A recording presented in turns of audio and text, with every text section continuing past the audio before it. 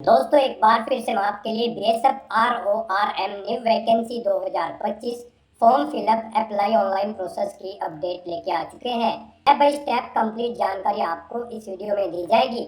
Online आवेदन करते समय आपको कोई भी ऐसी गलती या फिर मिस्टेक नहीं करनी होगी जिसको करने से आपके एप्लीकेशन फॉर्म रिजेक्ट हो सकते हैं। फॉर्म अप्लाई करते समय अगर आपके सामने कोई भी टेक्निकल प्रॉब्लम आ रही है तो उसका हल आपको इस वीडियो में मिल जाएगा। फॉर्म अप्लाई करते समय आपको कुछ महत्वपूर्ण बातों को भी ध्यान में रखना होगा, तभी आपका एप्लीकेशन फॉर्म सक्सेसफुली सबमिट हो पाएगा। आवेदन करते समय आपको कोई भी ऐसी गलती या फिर मिस्टेक नहीं करनी होगी जिससे कि आपका एप्लीकेशन फॉर्म रिजेक्ट हो सकता है।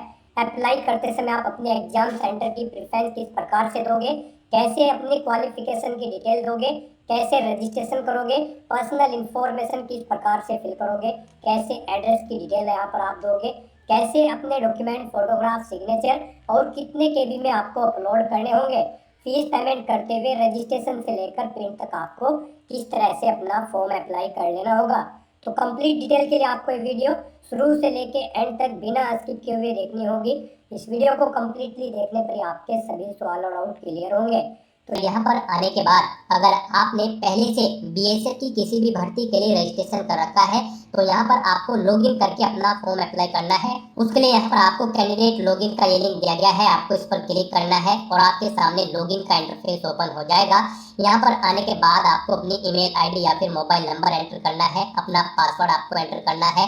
I am not a robot इस चेकबॉक्स को आपको ओके करना है और फिर गाइस यहाँ पर आपको लॉगिन की स्टेप पर क्लिक करते हुए अपने डैशबोर्ड में लॉगिन कर लेना है और फिर वहां से आपको अपना फॉर्म अप्लाई करना है। और अगर आप बीएसएफ की किसी भी भर्ती के लिए फर्स्ट टाइम अप्लाई करने जा रहे हो तो सबसे पहले यहाँ पर आपको अपना रजिस्ट्रेशन करना होगा।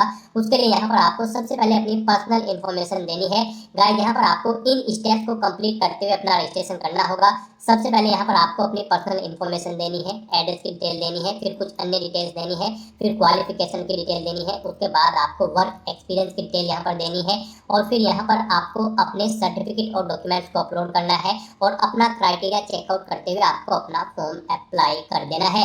तो इस स्टेप्स को यहाँ पर आपको कंप्लीट करना है अपना रजिस्ट्रेशन करने के लिए। तो पर्सनल इन्फॉर्मेशन में सबसे पहले यहाँ पर आपको अपना नाम एंटर करना है, फिर यहाँ पर आपको अपना मोबाइल नंबर एंटर करना है, उसके बाद आपको अपनी ईमेल आईडी यहाँ पर एंटर करनी है और उसके बाद आपको जनरेट ओटीपी के इस ऑप्शन पर क्लिक कर देना है।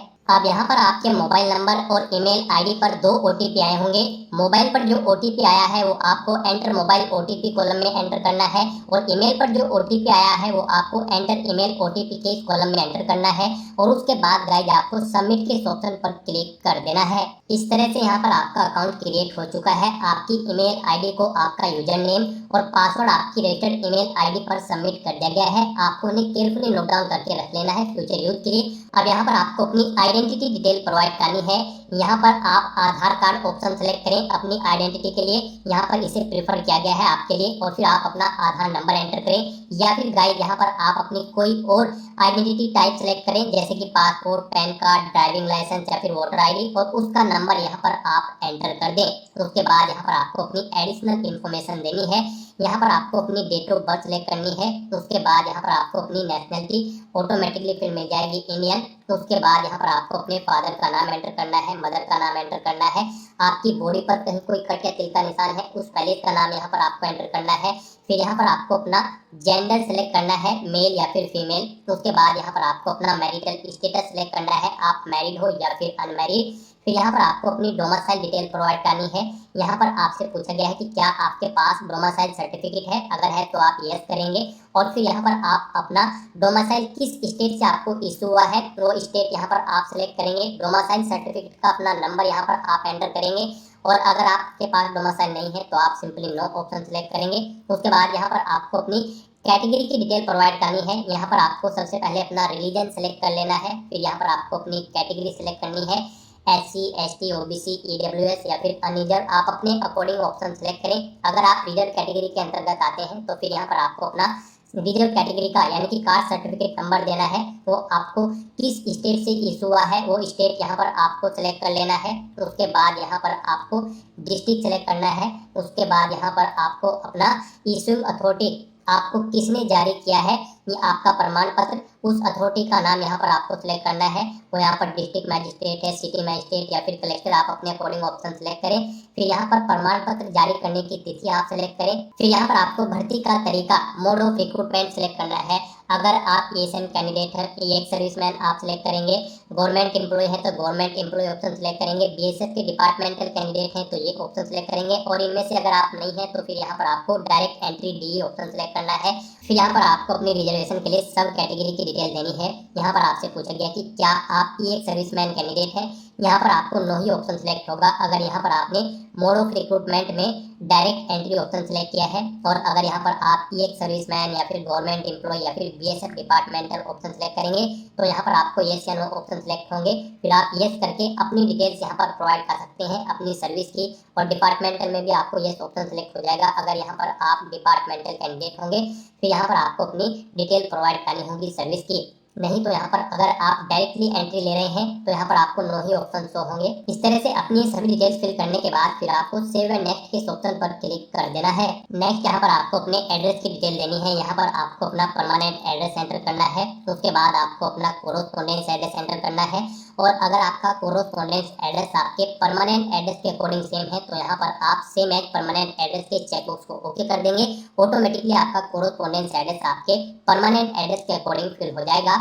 और उसके बाद फिर गाइस आपको इस पेज को नीचे स्क्रॉल डाउन करते हुए सेव एंड नेक्स्ट के ऑप्शन पर क्लिक कर देना है। नेक्स्ट आपके सामने कुछ इस तरह से इंटरफेस शो होगा। अब यहाँ पर आपको अपनी कुछ अन्य और डिटेल्स प्रोवाइड करनी है। यहाँ पर आपसे पूछा गया कि क्या आपके पास एनसीसी का सी प्रमाण पत्र है, अगर है तो आप यस करेंगे। फिर आपसे पूछा गया कि क्या आपके पास ए सर्टिफिकेट भी है एनसीसी का, अगर है तो आप यस करेंगे। और फिर उसकी डेट यहाँ पर आप सिलेक्ट कर लेंगे। यहाँ पर आप सिलेक्ट करें किस डेट को आपका प्रमाण पत्र आपको इशू हुआ है। उसके बाद यहाँ पर आपसे पूछा गया कि क्या आपके पास बी सर्टिफिकेट भी है, अगर है तो यस करें और उसकी डेट भी यहाँ पर आप सिलेक्ट कर लें।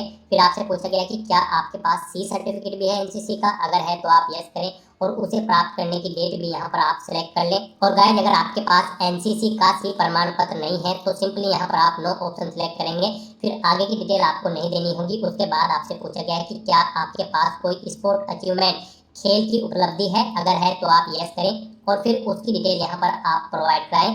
जैसे कि यहाँ पर आपसे पूछा गया है आपके पास कौन कौन सी खेल की उपलब्धि है। यहाँ पर आप सिलेक्ट करें किस गेम में आपके पास उपलब्धि है, boxing, judo, swimming, kabaddi, water sport, wushu या फिर जिम्नास्टिक। आप अपने अकॉर्डिंग यहाँ पर ऑप्शन सिलेक्ट करें। यहाँ पर आप बताएं आपने इंटरनेशनल लेवल पर खेला है ये गेम या फिर नेशनल लेवल पर या फिर all India inter university tournament या फिर नेशनल गेम्स या फिर स्पोर्ट्स फॉर स्कूल। आप अपने अकॉर्डिंग यहाँ पर ऑप्शन सेलेक्ट करें। उसके बाद यहाँ पर आपसे पूछा गया है आपको क्या एक से ज्यादा खेल में उपलब्धि प्राप्त है, तो दूसरा खेल यहाँ पर आपको सिलेक्ट कर लेना है। तो उसके बाद उसकी डिटेल भी आपको देनी है। आपने उसे नेशनल, इंटरनेशनल या फिर स्कूल लेवल, जिस भी लेवल पर खेला है आप अपने अकॉर्डिंग ऑप्शन सेलेक्ट कर ले। फिर यहाँ पर आपको अपने फिजिकल स्टैंडर्ड की डिटेल प्रोवाइड करनी है। यहाँ पर आपको अपनी हाइट सेंटीमीटर में एंटर करनी है। फिर यहाँ पर आपको अपनी चेस्ट एंटर करनी है, आपकी चेस्ट कितनी है, ये केवल मेल कैंडिडेट को यहाँ पर एंटर करना होगा। उसके बाद यहाँ पर आपको अपना वजन किलोग्राम में एंटर करना है, कितने किलो वजन आपका है। फिर यहाँ पर आपसे पूछा गया कि क्या आपके ऊपर कोई क्रिमिनल केस चल रहा है, अगर चल रहा है तो आप यस करेंगे। और फिर आपसे पूछा गया कि क्या उसकी प्रोसीडिंग कंप्लीट हो चुकी है, अगर हो चुकी है तो यस करें, नहीं तो नो ऑप्शन सेलेक्ट करें। उसकी डिटेल यहाँ पर आप प्रोवाइड कराएं। और अगर आपके ऊपर कोई क्रिमिनल केस नहीं है तो सिंपली यहाँ पर आप नो ऑप्शन सेलेक्ट करेंगे। इस तरह से अपनी डिटेल्स यहाँ पर फिल करने के बाद फिर गाइस आपको सेव एंड नेक्स्ट के ऑप्शन पर क्लिक कर देना है। नेक्स्ट यहाँ पर आपको अपनी क्वालिफिकेशन की डिटेल प्रोवाइड करनी है। सबसे पहले यहाँ पर आपको अपनी क्वालिफिकेशन का टाइप सेलेक्ट करना है। यहाँ पर आपने जो भी क्वालिफिकेशन की है जैसे कि 10वीं क्लास, 12वीं class, diploma, graduate, post graduate, यहाँ पर आपने जो भी अपनी हायर क्वालिफिकेशन की हुई है उस तक की सभी डिटेल्स आपको वन बाय वन करके यहाँ पर सिलेक्ट करके उसे ऐड कर देना है। जैसे कि सबसे पहले यहाँ पर आपको अपनी 10वीं क्लास की डिटेल प्रोवाइड करनी होगी। उसके बाद यहाँ पर आपको अपना सर्टिफिकेट नंबर देना होगा 10वीं क्लास का। फिर यहाँ पर आपको पासिंग ईयर सेलेक्ट करना है, कब आपने अपनी 10वीं क्लास पास आउट की है। उसके बाद गाइस यहाँ पर आपको स्टेट सेलेक्ट करना है, जिस स्टेट से आपने अपनी 10वीं क्लास पास आउट की है। फिर यहाँ पर आपको बोर्ड या यूनिवर्सिटी का नाम सेलेक्ट करना है जिससे आपने अपनी क्वालिफिकेशन पास आउट की है।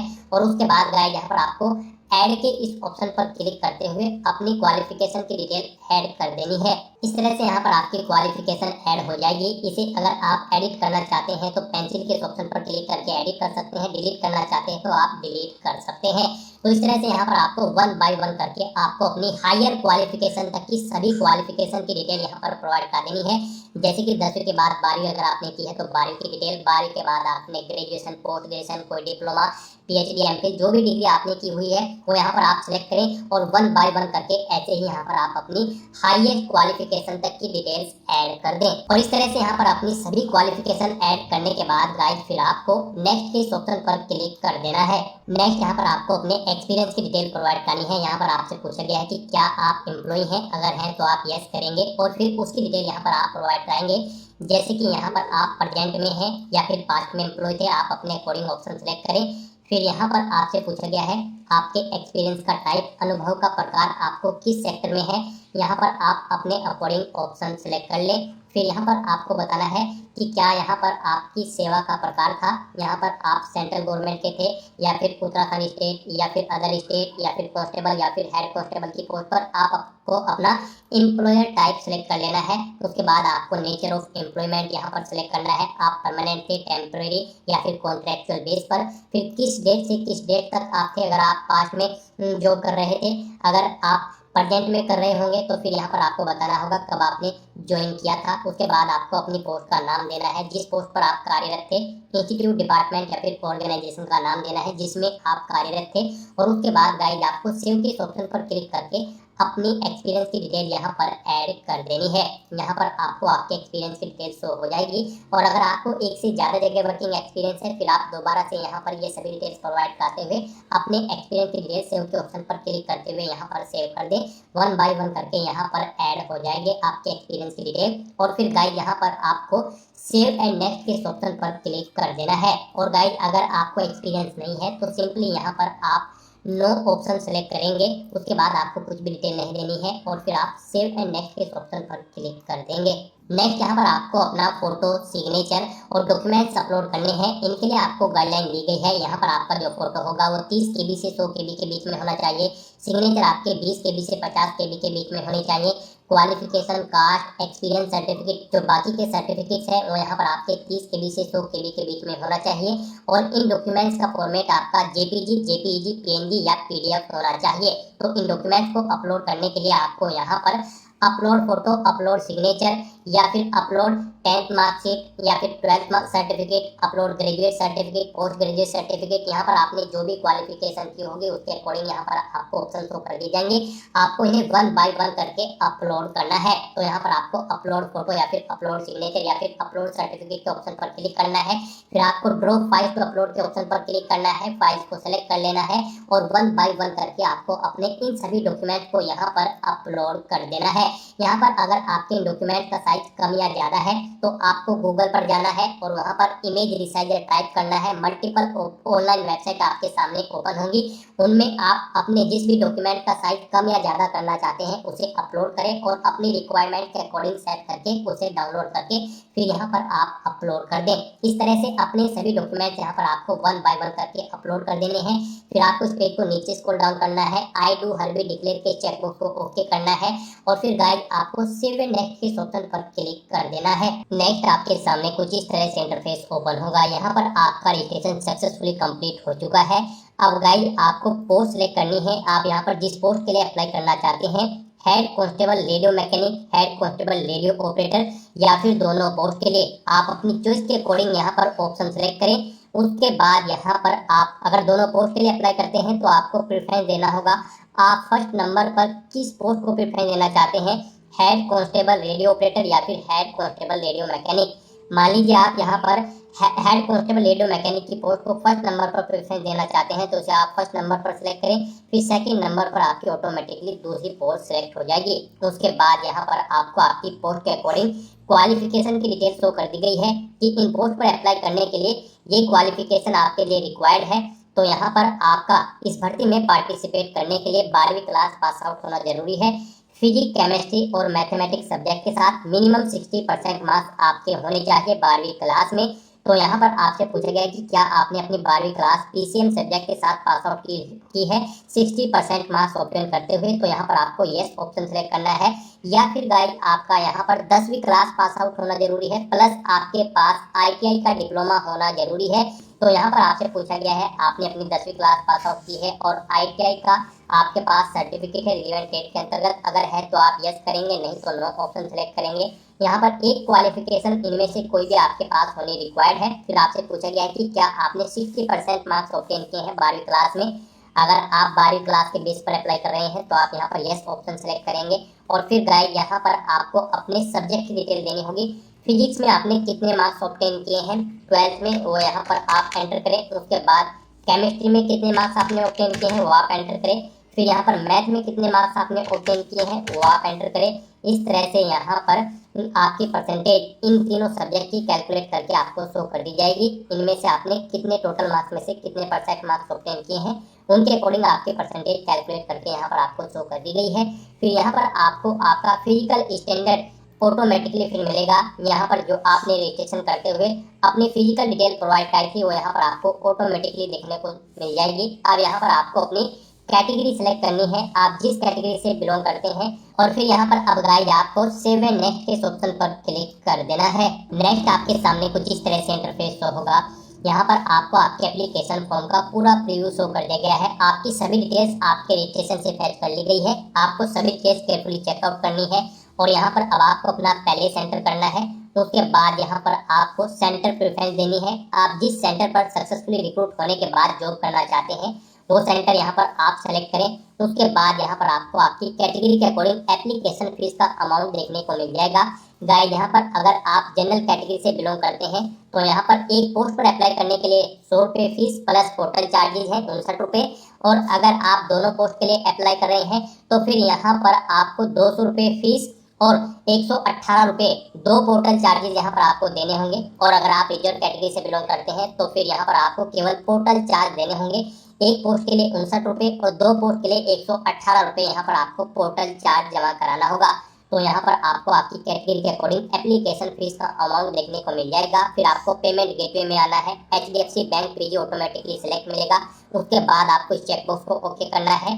कहीं पर कोई आपके एप्लीकेशन फॉर्म में मिस्टेक है तो आप बैक बटन पर क्लिक करके एडिट कर सकते हो। और अगर सभी चीजें ओके हैं तो यहाँ पर अब आपको बस अपना फीस पेमेंट करना है। उसके लिए आपको पे नाउ के इस टैब पर क्लिक कर देना है। उसके बाद आपके सामने डिक्लेरेशन का ये पॉपअप शो होगा। अब यहाँ पर आपको एग्री एंड पे के इस टैब पर क्लिक करना है। अब यहाँ पर आपको फीस पेमेंट के इंटरफेस पर डायरेक्ट कर दिया गया है। गाइस यहाँ पर आप debit card, credit card, net banking, wallet या फिर यूपीआई के माध्यम से अपना फीस पेमेंट कर सकते हो।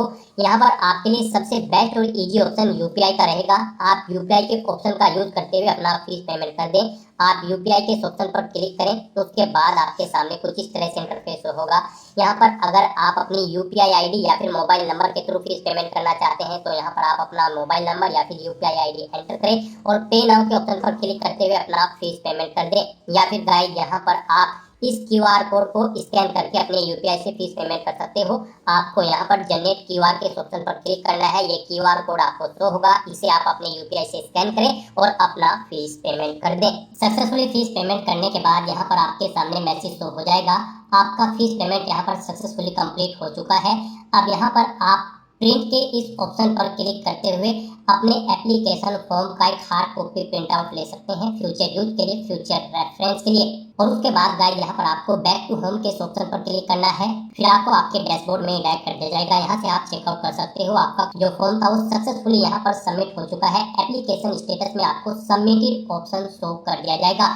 यहाँ पर आप अपनी एप्लीकेशन फीस का पेमेंट भी कर चुके हो, उसके लिए आपको पेड ऑप्शन यहाँ पर शो कर दिया जाएगा, यानी कि आप इस भर्ती के लिए सक्सेसफुली अपना फॉर्म अप्लाई कर चुके हो। तो दोस्तों ऐसे आप बीएसएफ हेड कांस्टेबल के 1121 खाली पदों को भरने के लिए अपना फॉर्म अप्लाई कर सकते हो बिना कोई मिस्टेक किए हुए। आज की इस वीडियो में बस इतना ही। आई होप ये वीडियो आपको पसंद आई होगी। अगर पसंद आई हो तो इसे लाइक और शेयर करें। चैनल पर नए हो तो इसे सब्सक्राइब कर लें। Thanks for watching.